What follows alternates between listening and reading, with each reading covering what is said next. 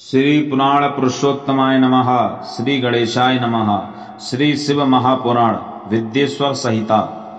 प्रयाग में सूत जी से मुनियों का तुरंत पाप नाश करने वाले साधन के विषय में प्रश्न, जो आदि और अंत में तथा मध्य में भी नित्य मंगलमय हैं, जिनकी समानता अथवा तुलना कहीं भी नहीं है, जो आत्मा के स्वरूप को प्रकाशित करने वाले देवता परमात्मा हैं, जिनके 5 मुख हैं, और जो खेल ही खेल में अनायास जगत की रचना, पालन और संहार तथा अनुग्रह एवं तिरोभाव रूप 5 प्रबल कर्म करते रहते हैं, उन सर्वश्रेष्ठ अजर अमर ईश्वर अंबिकापति भगवान शंकर का मैं मन ही मन चिंतन करता हूँ।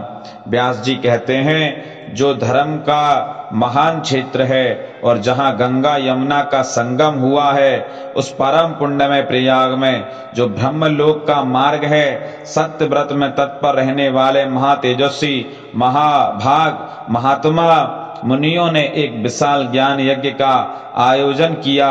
उस ज्ञान यज्ञ का समाचार सुनकर पौराणिक शिरोमणि व्यास शिष्य महामुनि सूत जी वहां मुनियों का दर्शन करने के लिए आए।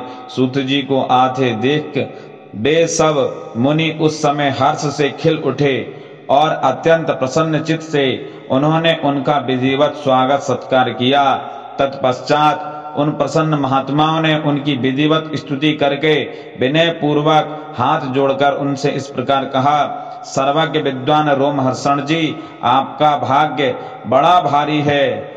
इसी से आपने व्यास जी के मुख से अपनी प्रसन्नता के लिए ही संपूर्ण पुराण विद्या प्राप्त की, इसलिए आप आश्चर्य स्वरूप कथाओं के भंडार हैं। ठीक उसी तरह जैसे रत्नाकर समुद्र बड़े बड़े सारभूत रत्नों का आगार है, तीनों लोकों में भूत वर्तमान और भविष्य तथा और भी जो कोई वस्तु है वह आपसे अज्ञात नहीं है। आप हमारे सौभाग्य से इस यज्ञ का दर्शन करने के लिए यहाँ पधार गए हैं और इसी ब्याज से हमारा कुछ कल्याण करने वाले हैं, क्योंकि आपका आगमन निरर्थक नहीं हो सकता। हमने पहले भी आपसे शुभाशुभ तत्व का पूरा वर्णन सुना है, किंतु उससे तृप्ति नहीं होती। हमें उसे सुनने की बारंबार इच्छा होती है। उत्तम बुद्धि वाले सूत जी, इस समय हमें एक ही बात सुननी है। यदि आप अनुग्रह हो तो गोपनीय होने पर भी आप उस विषय का वर्णन करें। घोर कलयुग आने पर मनुष्य पुण्य कर्म से दूर रहेंगे, दुराचार में फंस जाएंगे और सब के सब सत्य भाषण से मुंह फेर लेंगे, दूसरों की निंदा में तत्पर होंगे, पराये धन को हड़प लेने की इच्छा करेंगे, उनका मन पराई स्त्रियों में आसक्त होगा तथा वे दूसरे प्राणियों की हिंसा किया करेंगे, अपने शरीर को ही आत्मा समझेंगे, मूढ़ नास्तिक और पशु बुद्धि रखने वाले होंगे, माता पिता से द्वेष रखेंगे, ब्राह्मण लोभ रूपी ग्राह के ग्रास बन जाएंगे, वेद बेचकर जीविका चलाएंगे, धन का उपार्जन करने के लिए ही विद्या का अभ्यास करेंगे और मद से मोहित रहेंगे, अपनी जाति के कर्म छोड़ देंगे, प्रायः दूसरों को ठगेंगे, तीनों काल की संध्योपासना से दूर रहेंगे और ब्रह्म ज्ञान से शून्य होंगे।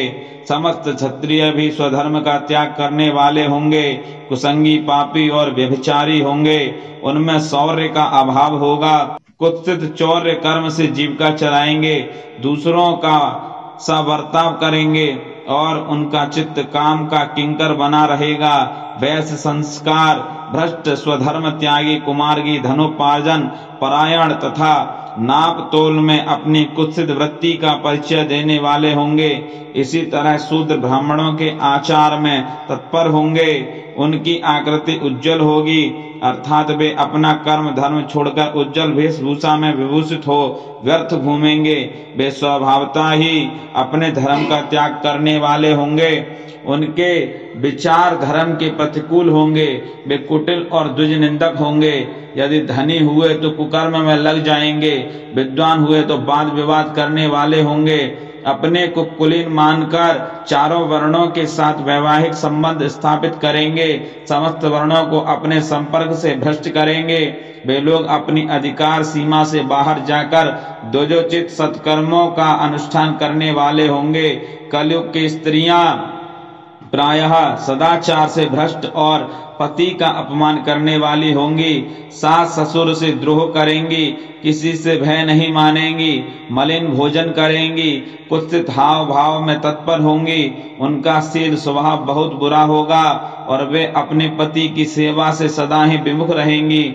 सूत जी, इस तरह जिनकी बुद्धि नष्ट हो गई है, जिन्होंने अपने धर्म का त्याग कर दिया है, ऐसे लोगों को इहलोक और परलोक में उत्तम गति कैसे प्राप्त होगी? इसी चिंता से हमारा मन सदा व्याकुल रहता है।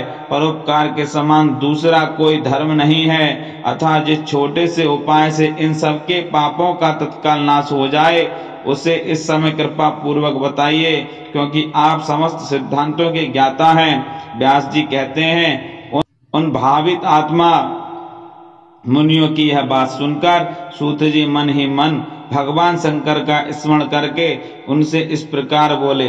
तो शंकर भगवान की जय।